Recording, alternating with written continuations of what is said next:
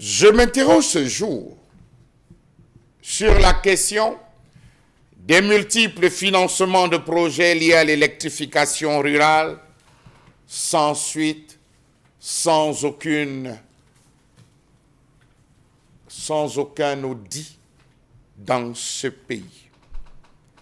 Le président de la République, Paul Biya, a signé le mardi 25 novembre 2024 le décret numéro 2024-610 relatif au financement partiel du projet d'électrification rurale par système solaire photovoltaïque de 200 localités. Tout le monde a applaudi. C'était beau, c'était bien. Sauf que, en l'espace de 20 ans, le Cameroun a dépensé plusieurs milliards de francs CFA par l'entremise du chef de l'État, bien sûr, sous son autorisation, pour l'électrification rurale. Une électrification rurale qui, jusqu'à ce jour, n'a pu impacter que 350 villages. Le ministre de l'Économie, de la Planification et de l'Aménagement du territoire est habilité, d'après le décret du chef de l'État, avec faculté de délégation, à signer avec la Banque africaine d'export-import, Afreximbank, un contrat de crédit d'un montant de 38 100 000 euros, soit environ 24 milliards de francs CFA, pour le financement partiel du projet d'électrification rurale par système photovoltaïque de 200 localités. Belle initiative du président de la République. Pour quelle finalité? Lorsqu'on sait qu'en l'espace de plus de 15 ans, le Cameroun a injecté plusieurs milliards dans de multiples projets d'électrification rurale. En mars 2022, un projet conduit par Huawei visant à produire en moyenne 32 kW d'électricité dans 1000 localités à travers le pays avait été implémenté pour un projet d'électrification rurale. C'est clair, par système solaire photovoltaïque. Les fonds mobilisés pour sa réalisation ont été obtenus grâce à un emprunt crédit acheteur chez le partenaire chinois Huawei. Au finish, 350 localités seulement ont été atteintes.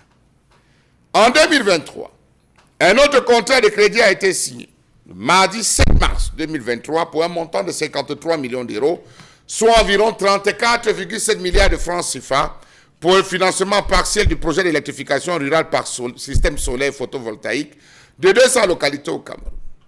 Quel audit a été réalisé pour les deux? Seulement, les deux. En 2022, nous étions avec plusieurs milliards de francs CFA, 350 localités. 2023, on a 34,7 milliards de francs CFA pour 200 localités. Au Cameroun, le problème d'électrification rurale se pose avec beaucoup de vigueur et nécessite une attention tout à fait particulière dans le contexte de la mondialisation et de lutte contre la pauvreté. Comment comprendre que 50 ans après les indépendances, l'énergie dans les zones rurales reste encore un luxe pour les populations de ce pays?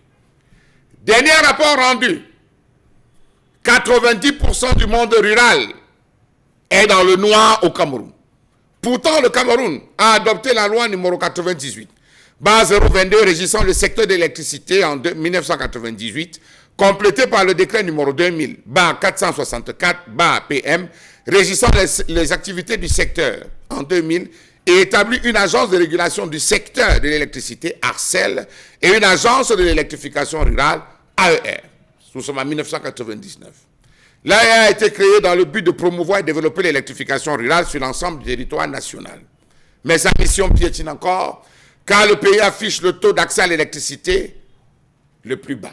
C'est vrai qu'on nous parle des efforts faits par l'entreprise de distribution énergétique qui, elle, est raccordée sur les différents réseaux, les RIS Sud, RIS Nord. Mais lorsqu'on essaye de rentrer un peu plus profondément, on se rend compte que beaucoup d'argent, des soupçons de détournement d'argent ont été faits dans le sens de l'électrification rurale. Le gouvernement a mis en place depuis 2008 le projet d'électrification rurale et d'accès à l'énergie dans les zones sous-desservies au Cameroun. C'était un projet. Le projet s'appelle PERAS. PERAS, projet d'électrification rurale et d'accès à l'énergie dans les zones sous-desservies au Cameroun. Nous sommes très forts pour la création des projets.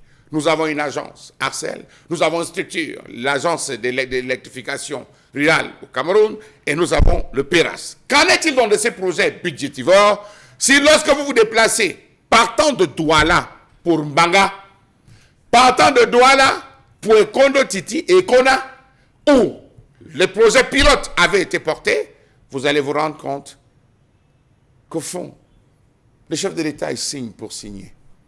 Il signe sans savoir, parce que sur le terrain, les réalités sont tout autres. Il y a quelques mois, il y a eu l'inauguration en Doumeteng, Delélé, dans l'Est, de ce même projet d'électrification rurale.